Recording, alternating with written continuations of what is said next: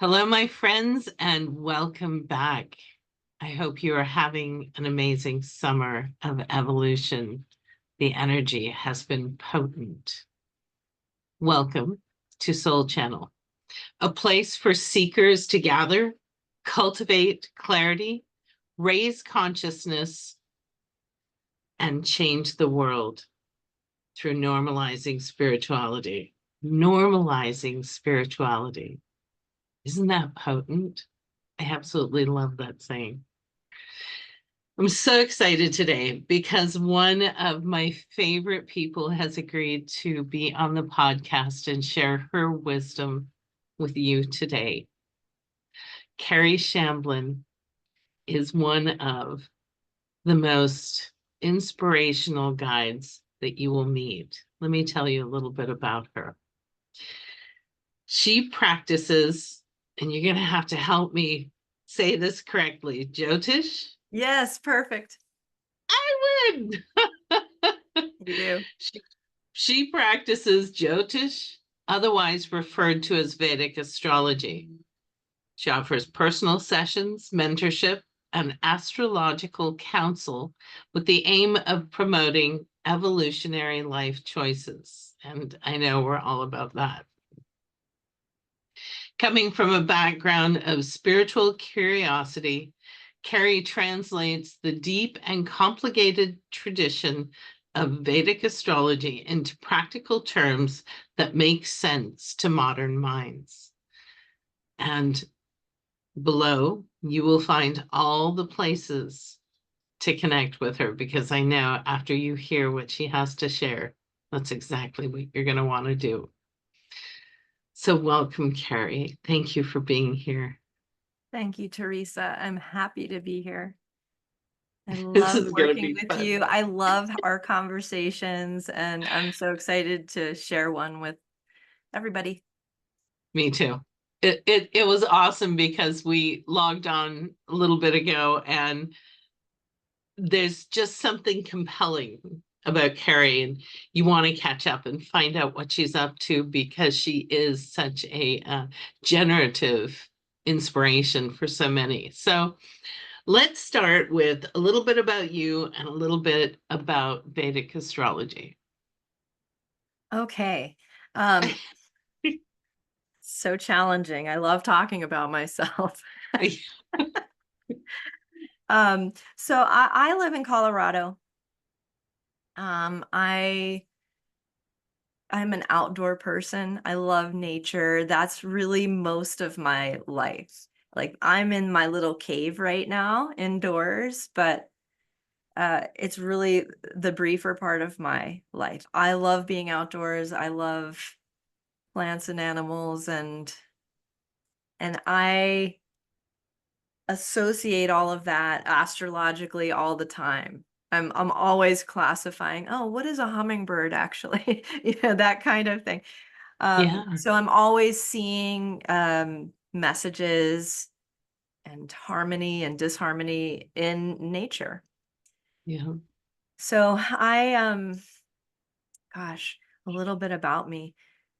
I do a lot of different things, but it's all really the same thing. I'm curious about, what are we doing here? Who am I? Who are you?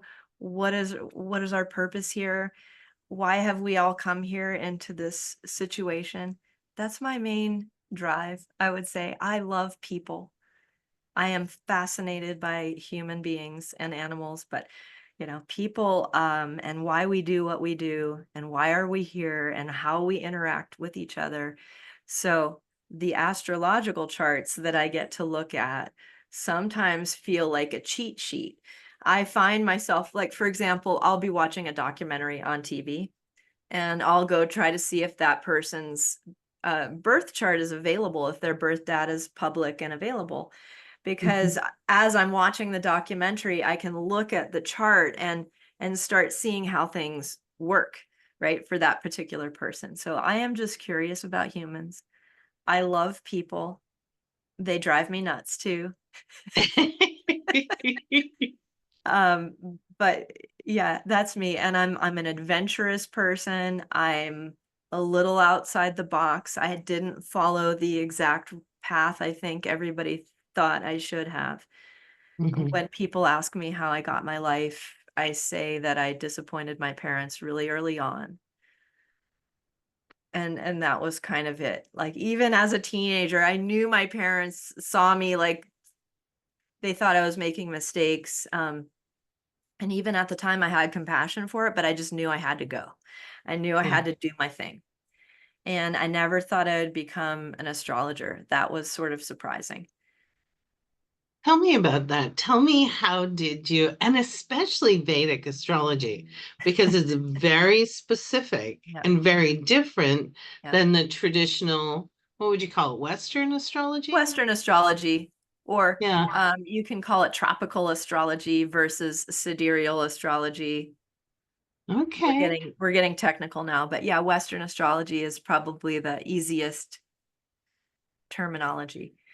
Um, well, let's see. As a kid, I grew up with just the newspaper um Yep. horoscopes. Yep. Me too. And in Western astrology, I happened to be on the cusp between two signs for my sun sign. So I always read both of them. Yeah. And it was weird because I always thought, this Aquarius stuff really seems more appropriate to me. So I'm just going to go with that because I was on the cusp.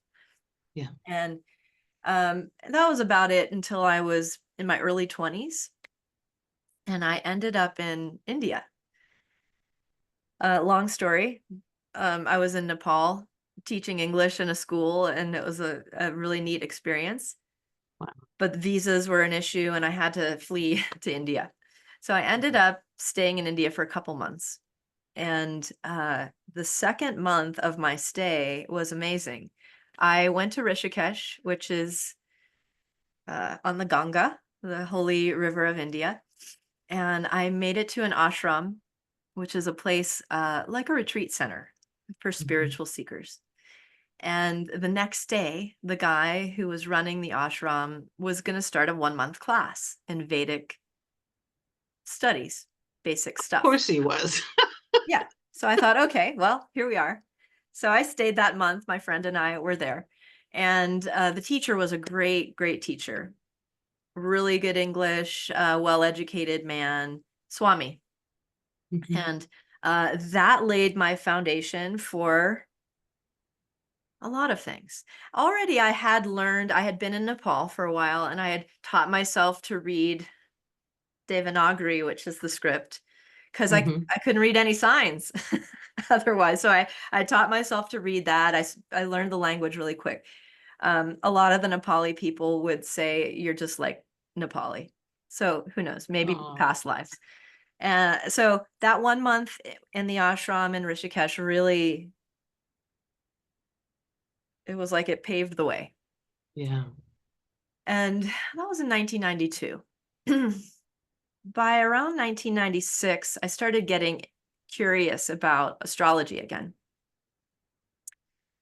Um, I had come back from India and I did get interested, but then I found out that the the planets, when you looked at them, weren't really lining up with what they said, which is true for Western astrology at this point. It's Mhm. not really observationally accurate anymore. Okay. There are actual constellations, you can see them. There's planets, you can see them.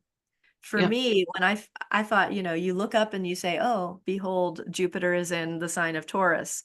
And I thought that's how it worked. Yeah. But Me then people too. said "Oh, no, no, it's off. It doesn't really match actual scientific observation." And so I just said, "Oh, forget about it then. I'm not doing it." Yeah. Yeah. Then, um, around 1996 or something, somebody told me, "Oh, do you know though that Vedic astrology, the one from India, they use the observational zodiac?" And I did not know that at the time. But Wow. I said, "Where do I sign up? Give me something to read." Yeah. And I Yeah. got a book by Dr. David Frawley around 1996, and it's called Astrology of the Seers. So 96, we didn't have the internet like we have now, Right. for better or worse, right? Yeah. So I probably read that book, I don't know, 200 times, 300, like constantly. I just read it and read it and read it and read it and read it. And I think that Wow. was really the reason why all of it went into my body. Like, I feel like it's just a part of me now. Yeah. And like all of that foundational stuff. So I recommend that book. It's a good one. It's a good primer for Vedic Yeah. astrology. Um, and then around 1999, after a few years, in my heart, I knew, I think this is what I'm going to do. I'm going to be an astrologer. It was terrifying. Yeah. Like, it was even more terrifying than telling my parents I wanted to be an artist. Like, right? Yeah. So, I mean, I've been called just about anything by people who find out I'm an astrologer. I mean, work Right. of the devil, charlatan. I mean, I've heard it all. Yeah. It's okay. I don't let it affect me. No, it has nothing to do with you. I Yeah. agree 100%. Yeah. And I'm trying to normalize astrology. Yep. Maybe that's what I'm here for, is just normalizing that this is just a navigational tool that we can use to make life decisions. It's not that bad, guys. Well, it's information and it's Yep. based on science. It's based on the movement of the planets. Yep. And it's over 10,000, it's 10, 12, 13,000 years old. And it was used and all the planets were assigned characteristics, right? Right. So to me, there's much more science involved in astrology than some of the other less um, tenured tools that we use now. But it's a Right. tool. Yeah, It is a tool. It's exactly what it is.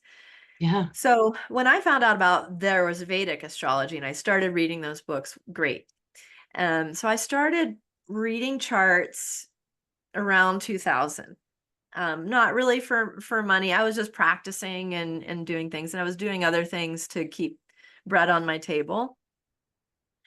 Um, and then I decided to go deeper. I sought certifications and I sought teachings, and I go through cycles where I'll go deeply into more teachings or more certifications. And um, but at this point, I'll never be done learning anything you want to learn in the Vedic world, whether it's astrology or Ayurveda or just philosophy.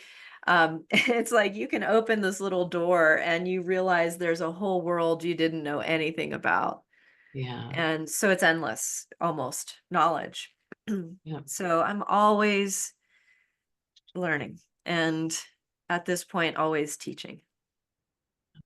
So that's how I got into astrology. I would say, because of the stigma socially, for a long time, I was just a web designer. Oh, all right then. Because, you go into a party or meet somebody and they ask what you do, and you say you're an astrologer, and you get interesting reactions. I mean, Yeah. some people are curious, some people are judgmental. It doesn't matter. But anyway, so I don't know. I would say I came out as an astrologer probably around 2007 or 8 or something. Yeah. Yep. That makes sense. I think a lot of people came out in, actually, you probably came out earlier than most. I think most people came out a little after 2010 when they were willing to own and step into whatever their spiritual flavor was. Yeah. So the precision of the Vedic astrology to where the planets are positioned is what initially drew you in and said, Yeah. okay, yeah, I can get behind this. Yep. This makes sense. Yeah. And what did you find when you opened that door? How did it evolve within you? Well, at that time, so we're talking early 2000s, late 90s. I don't think I even had any software to make charts until Yeah, about 2000, and there was a really basic free program called Jyotish Junior that was out. I actually still have the copy of the software and it still works. And it was just a really basic program. So I had that, I had just gotten a computer. I was a total, like, in the 90s, I was a roaming, traveling hippie in their 20s, and I didn't have any possessions. I like traveled with a backpack for a decade almost. I didn't have Wow. anything. And I thought, I finally settled down in my late 20s, and computers came in, and I started getting more techie.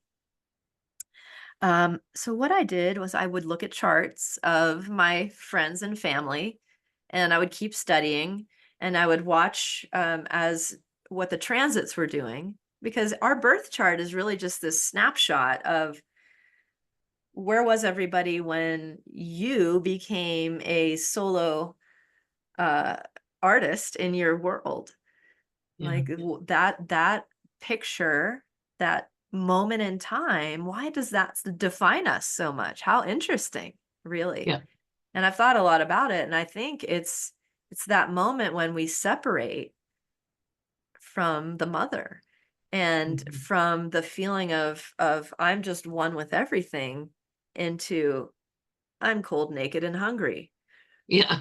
And there's nobody, like, what do I do? So that birth moment is like, why do we pick that moment? I think it's because of Yeah. that. Because we enter into this paradigm of experience Yeah. wherein we all seem to be on a separate program, Yeah. but at the Yeah. same time, we're all on the same program. It's Mhm. fascinating study of duality. I agree 100%. I think that our souls are infinitely wise. And before we embark on this human journey, everything is planned, and it's influenced by the place and the time that you're born, in ways that I think they provide portals to wisdom to support your evolution. And I absolutely love that. Yeah, well stated. And here's a question for you, because this Okay. is something people ask me quite often. Like, if they arrive at my office, which is usually virtual, and they say, "Well, is this fate? Like, is it written? Do I have a choice in the matter at all? Is there anything I can do to change things?" I think that's a great question. I do And too. and my answer is, well, I'm not quite sure. Like, I can't for certain tell you. I mean, I'm not that level of divinity at this point, but I think so. I think we might be able to change some things, and some Yeah. things we can't. So here's my question to you. How much choice do you think we have when we come in, and we're going into our planned path? Like, how much choice do we have? I think it's a co-creation. I think that when you look at, I think every human on the planet has an underlying mission. How you jump onto that path, how you get onto that path, how you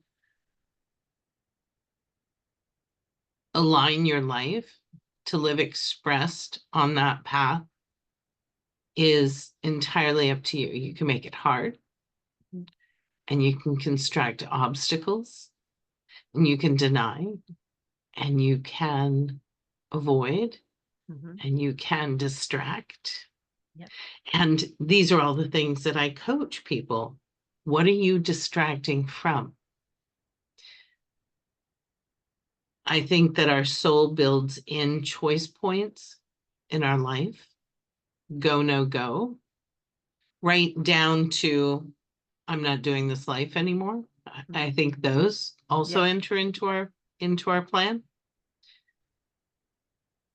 I think we have two primary missions: one, to evolve the personal soul, and two, to contribute back to the planet, and that's our mission.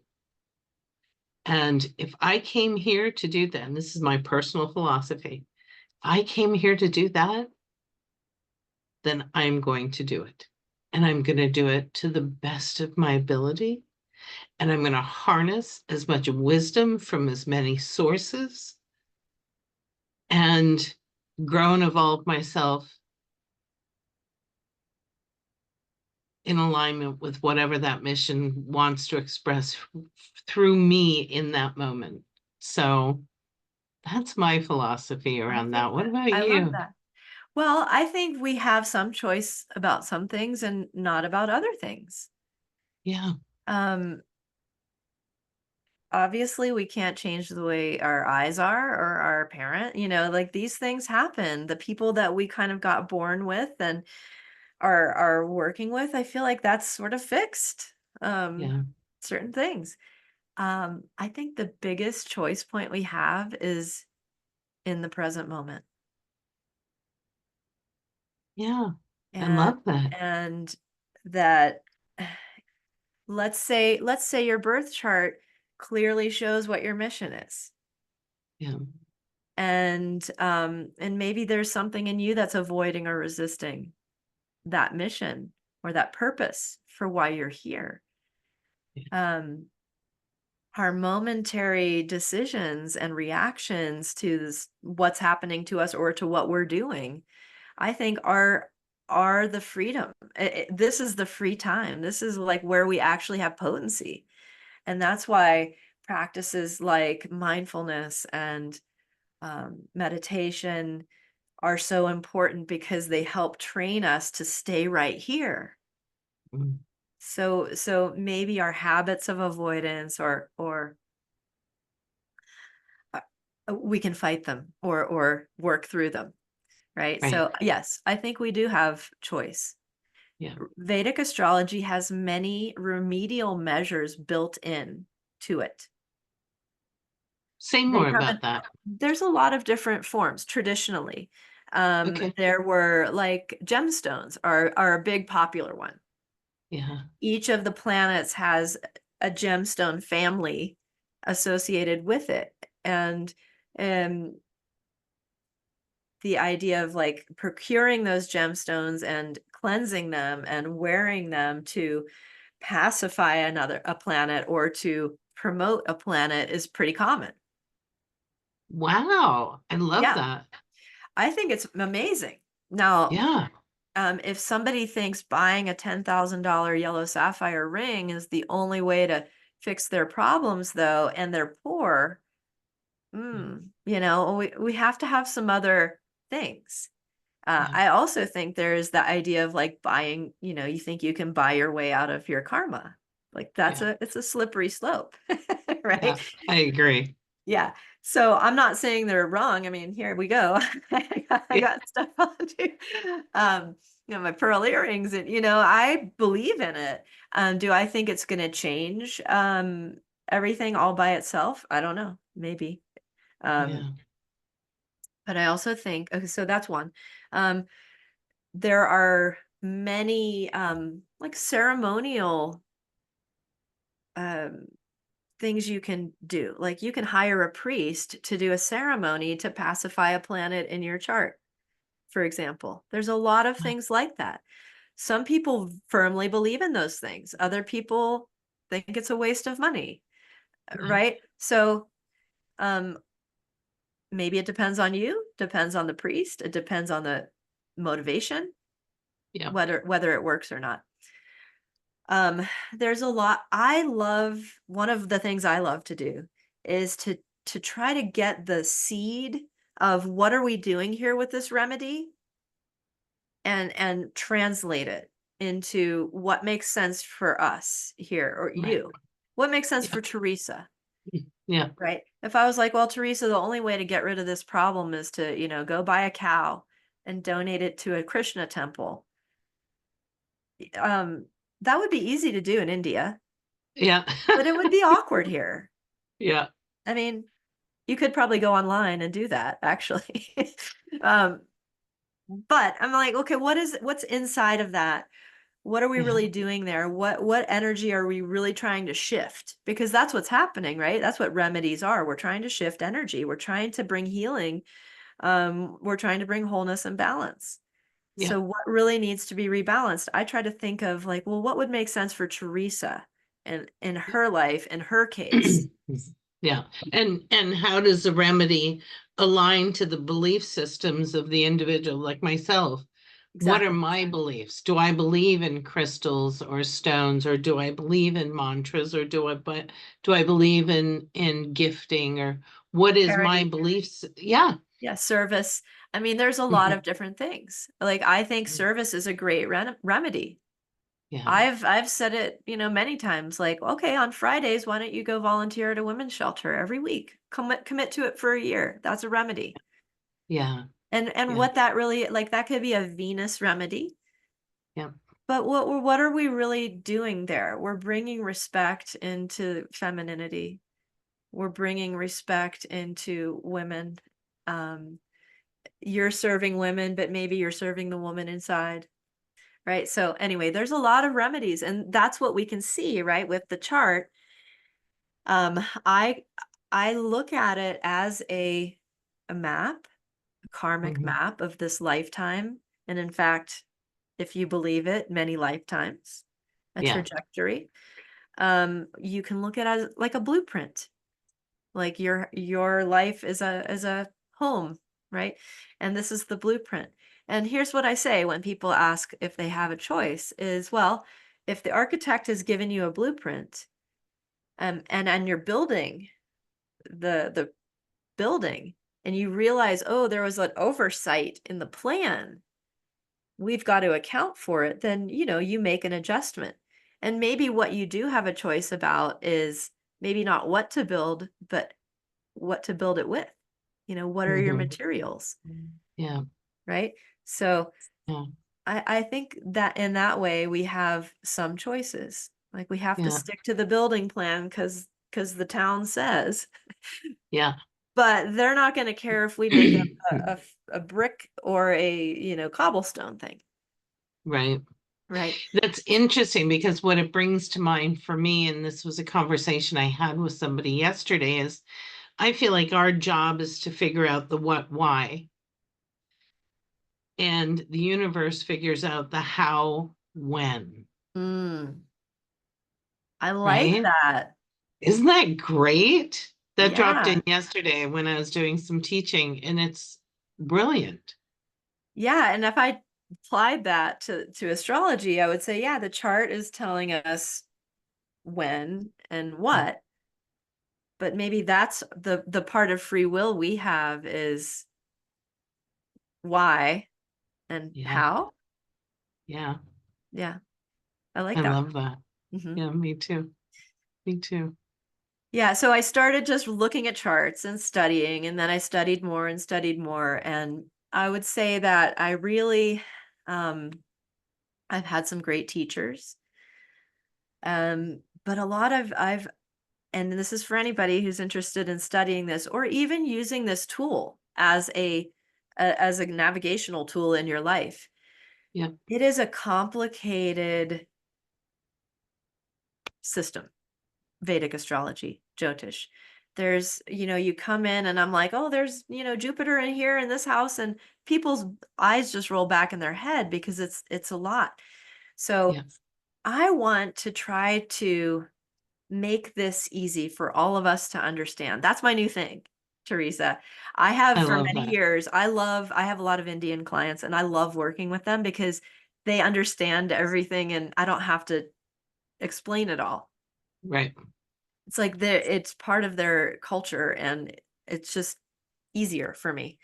Yeah. But ever since I met you, actually, I've known, I've known, like, oh, I need to make this accessible to Teresa and Yeah. everybody she works with. And you're not the only person who does what you do, right? There's a lot of Right. us out here doing this kind of work.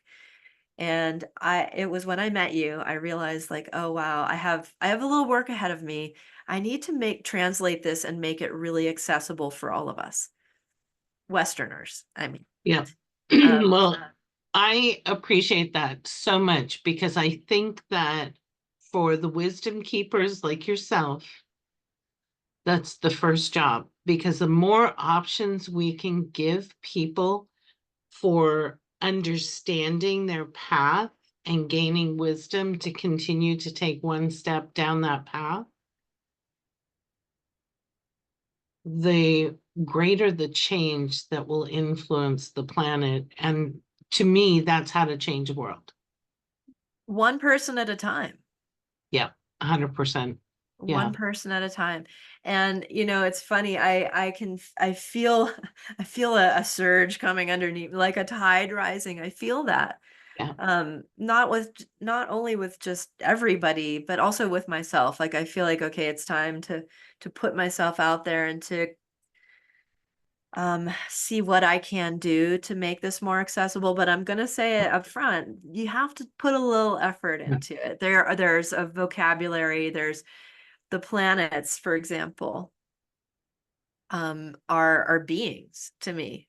They're yeah, not just archetypes, they're energies that are represented by this planet. And they, like us, have skills and likes and dislikes and agendas and purposes and yeah. flaws. And so getting to know those planets is nice. My light just went off. That's weird. It's the sign. Um, so you have to put a little in. Like if Yeah, I can, you know, explain to everybody, and I told you about my idea. I'm gonna try to teach everybody in little bites. Like that's my new idea, is I want to make little tiny bite size lessons so that we yeah, can absorb one little thing a day, right? yeah.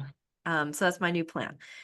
Um, but you have to take a little bit of time, but it's worth the investment I because agree. you see the archetypes all around you, Yeah, right? Jupiter isn't just Jupiter. We could say, oh, a judge is like Jupiter, or a doctor is like Jupiter, or a Vedic astrologer is like Jupiter. That's my job, at yeah, least. yeah. Yeah. So, Well, and there's a reason why each of the planets. So for me, there's this dual layer to what you just said. okay. There's um the application of characteristics and skills and knowledge and wisdom that we give that planet. Mhm. And then for me, when you say that, the first thing I do is I respond by going into the energy and feeling the energy so that I can mine the wisdom of all of the skills that that planet holds. And it's no different than Earth. Right. That's a She's planet. evolving. Yeah, exactly. She's evolving. She Yep. has characteristics. She interacts with us. We have a relationship with her. She's under our feet, so she's kind of in our face, similar with the moon. But every one of those planets that Vedic astrology uses to inform us has wisdom, and it's ours to mine. So I love that you're Exactly. teaching. Yeah, Uh, Yeah, exactly. And um, number one, Earth is a planet. That's yeah, really important to me, you know? yeah, And when I look at a chart, hardly anybody says, well, where's the Earth in this chart? yeah, Nobody ever yeah. asks me that. Um, Well, how does it apply? That's a great question. I want to know now. well, I think you can technically say the first house, as defined in the chart, is really where you're joining time and space. Like it's the point on the eastern horizon, which is like we can see the land and we can see the sky, and like that's the hook point. So in a Yeah, way, I think the rising sign is the earth. I But love even that. more so, I think we're the earth. Yeah, The person and the native and the person who has chart I'm reading is the earth. yeah. Wow. We're all the earth. Wow, that's brilliant. I just love that. So the planets can inform us and help us move down the path of self-discovery and evolution. And and talk a little bit about, and I'm a neophyte, so I'm gonna Correct me if I say things incorrectly. How do they show up in the houses, and how does that influence us? So there's kind of like three basic parts when we're looking at a chart. Okay. And I think about it kind of like if I was going to go watch a play at a theater. So the actors and the people who are playing the roles are like the planets. They move across the stage, they interact with each other, they have, there's a story going on there. And then we have signs. Everybody knows the Aries, Taurus. These are actually constellations in the sky, regions of space that we as earthlings have defined. Yeah. And each of those signs, I would say, is like an environment, like a set Yeah. on the stage, right? And when it's time for the bedroom scene, there's a bed and there's a night table and all of that, right? So each of the signs is like a set or an environment. And so if you have a king as your character and a prison as the set, the king's not going to like that. He's not going to like No. being in prison, you know? So just like that, if I say, oh, the sun is in a sign, you're born with the sun in a sign he doesn't love so much. Right. Maybe the sun in your chart, which, the sun is how we express our individuality. How am I different from you? Mm-hmm. What do I like to do? What about me, me, me, me? Yeah. So the sun shows us how we express our individuality. So if the sun is in a compromised sign in your chart where it's all about everybody else, how are you going to deal with that? Right. Right. So then we also have another layer of I've got a sun in a sign in a house. Okay. So many things to synthesize. Yeah. The houses are like in my theater example, they're the scene that we're doing, Okay. right? The set is the background. The Yep. scene is what's going on, what's relevant right now. Yep. So in my example, we've got the king and he's in a prison.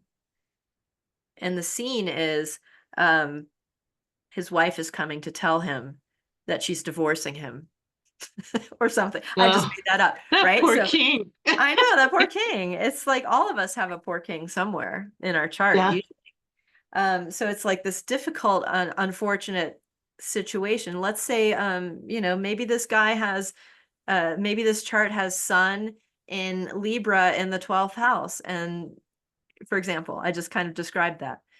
Yeah.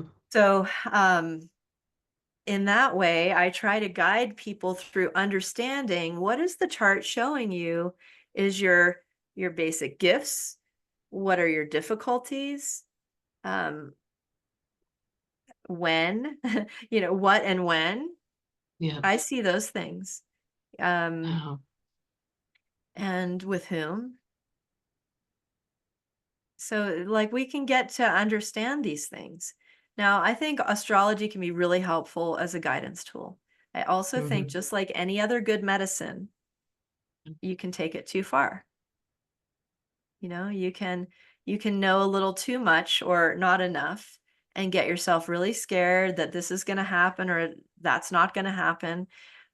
So it takes a bit of personal responsibility, I think, Yeah. to use this tool to help yourself but not harm yourself. Yeah. We don't want you to stay in your house for a year because you're afraid something's going to happen. I don't think that's what this is for. No. I This is agree. right. Yeah. So just like anything, you can take it too far. Yeah. Um and or you can use it as a guidance tool. Well, and I think that's why having somebody who has the wisdom to differentiate between self-determining and self-determining through the influence of something else that is disproportionate to what's optimal for you. Yeah. So, and that's true with everything. I think we Yeah. don't walk this journey by ourselves. we lean into wisdom keepers. And And all I am doing, like, so jyotish, you said it right. yeah. Jyoti means light. Ah, okay. Ish just on the end of the word means uh like a keeper of light or scientist of light or dispenser of light kind of thing. Brilliant. So, Yeah. so like that's my job, is to really just, we should know ourselves, right? All I'm doing is adding a little extra light, looking at the dark corners, because every one of us knows some things about ourselves. But as you mentioned, we avoid, we hide, we run. And Hmm. there's parts of, the shadow parts of ourselves that we don't love delving into. Yeah. And Yeah. so a lot of times when somebody comes, they've done enough work. They really know the answers already. They have a Hmm. feeling already. They have their own intuition, and I honor 100%. And a lot of times I'm just confirming for people. Yeah. Yeah. I'm just saying, yeah, I think you're seeing it right. Or yeah, I think you're seeing it right, but there's this other little like part you might want to check out. Yeah. Let me introduce an alternative perspective that might give you greater wisdom about how to navigate the situation. Yeah. And sometimes it even feels like um my confirmations are allowing the person to give themselves permission to go for it, or to let go of whatever, or it's like they were 99% there, they just wanted to make sure they weren't throwing the baby out with the bathwater, and they wanted, I'm just another set of eyes, really. Yeah. The in the Vedas, Veda, Veda, Hmm. the word means wisdom.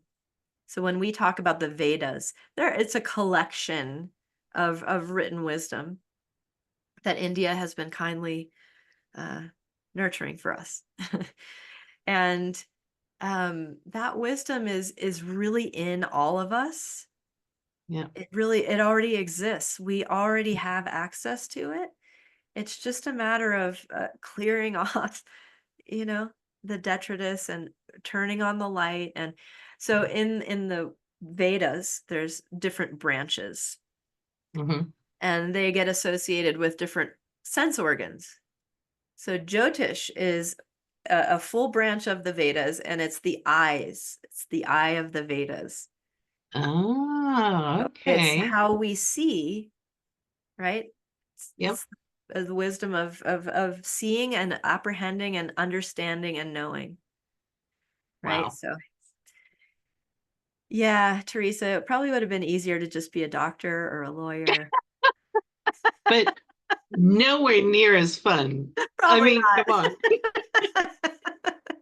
Probably not. Now, that said, I mean, a lot of people come, I mean, not a lot of people come to astrologers because everything's great. Yeah. Like they're needing guidance, or something tragic is happening, or they're Yeah. dealing with really difficult things. So Yeah. so that said, it is fun working with this, but at the same time, I mean, I'm looking at somebody's soul, and I'm holding their heart, and stuff's going on in their life, and it's real. So Yeah. sometimes it's heavy, to be honest. Well, that's what we're here for, though, That's what right? we're here for. Yep. Because it's in those really tough times where we mine the most wisdom, where Yep. we grow the most.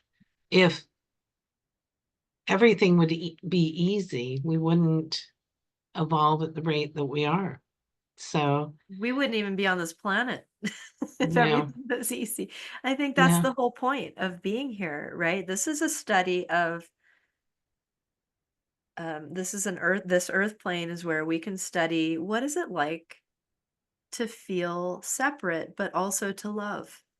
yeah, When if we're in a plane where everything is one and we're all psychically connected, and we're, not earth, for example, we don't really need the experience of being separate and then coming together. Like that's a mhm, unique earth thing, yeah, where we can be in our separate areas, but then we come together with this connection and realize our earth union, and we can only do that here. Yeah. Yeah. It's a very special mission. And I am so grateful that I got to meet you and we get to play together a little bit. Me too. So Me too. thank you so much for shedding light on an incredibly, to me, Vedic astrology just feels ancient and wise. And this is something I shared with you one of our first meetings. I feel like this is a wisdom you've carried through multiple incarnations. And so what you bring to your clients and to your students and to all of the people you get to touch is profound and deeply needed now as we're all seeking to grow and evolve. So thank you. Oh, well, I just doing my job, ma'am. Punching the time clock. Not even. Time clock punches itself. I don't even have to do Yeah, there we go. Yeah. So please tell everybody where they can find you and what you're offering now and all the good things that they want to hear. All right. So probably main central place that's been there the longest is my website. Yeah. It's planetaryinfluence.com. Cool. Early on in my studies, I was more interested in becoming a writer than anything else. Oh, yeah. So I tasked myself with writing a monthly forecast. And that was in 2000, I think I started that, maybe in 1999.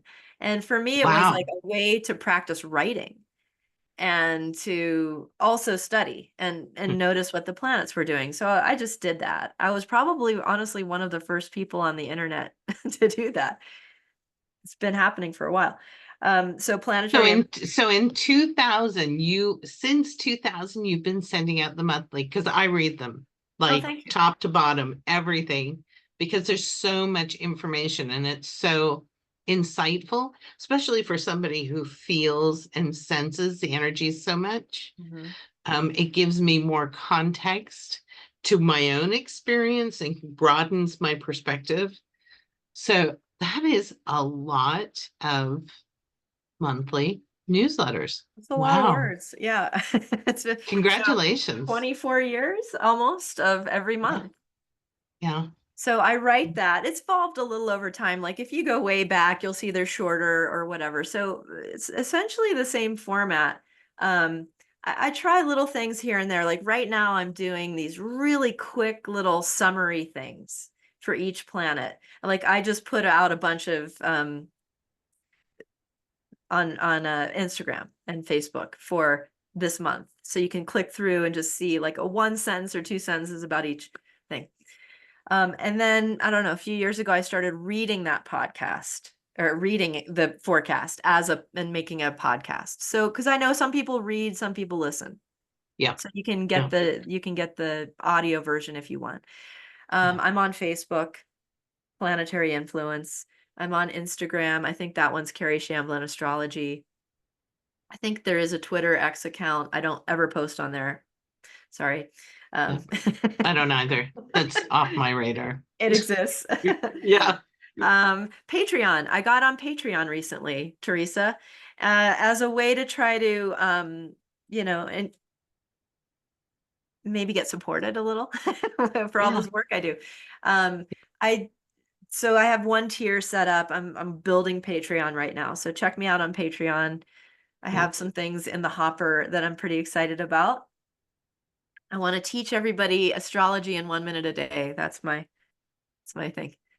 I'm looking forward to it because I Oh, think that's a YouTube. brilliant. YouTube. I do have a YouTube channel that has been nothing, really for some years, but I think with the whole Patreon, I'm going to start doing that. So stay tuned on the YouTube.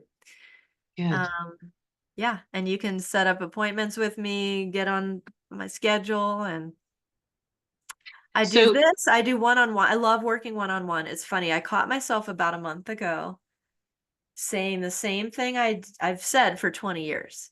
Well, like, yeah, uh I love my clients. I have great clients. They're all over the world and it's wonderful. It's not like I have, a million clients because I can't be the astrologer for the whole world. right. But a month ago or so, I was like, you can't say that anymore. You can be the astrologer for the whole world. Maybe the whole You world can. needs that. So Yeah. that was funny. I just, coming out of Self-corrected, hiding, ready for the Teresa.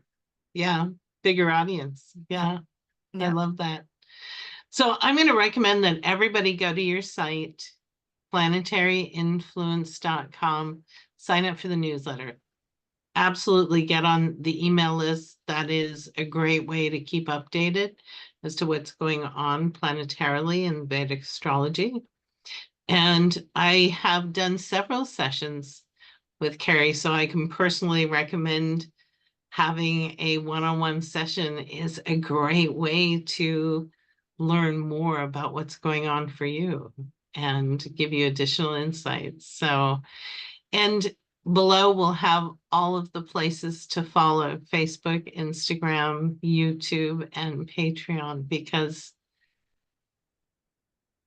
the more we know, the more we grow. Oof. Ooh, I love that. I know. Thank you.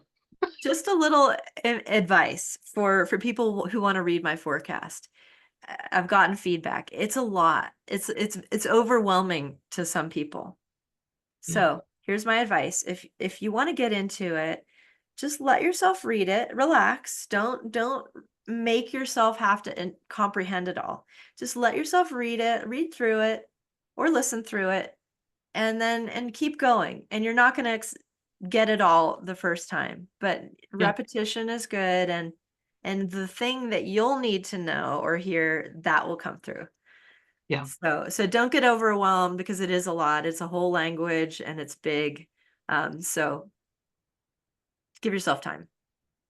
Beautiful. That is good advice. Thank you so much, Kerry. This has Thank you, been, Teresa. This is great. it really is. Oh, you muted yourself. I sure did. We could sit and chat for a long time, and I appreciate you so much. Thank you for sharing your wisdom and being on the podcast. Thank you for inviting me, Teresa. All right. Thanks. Bye, everybody.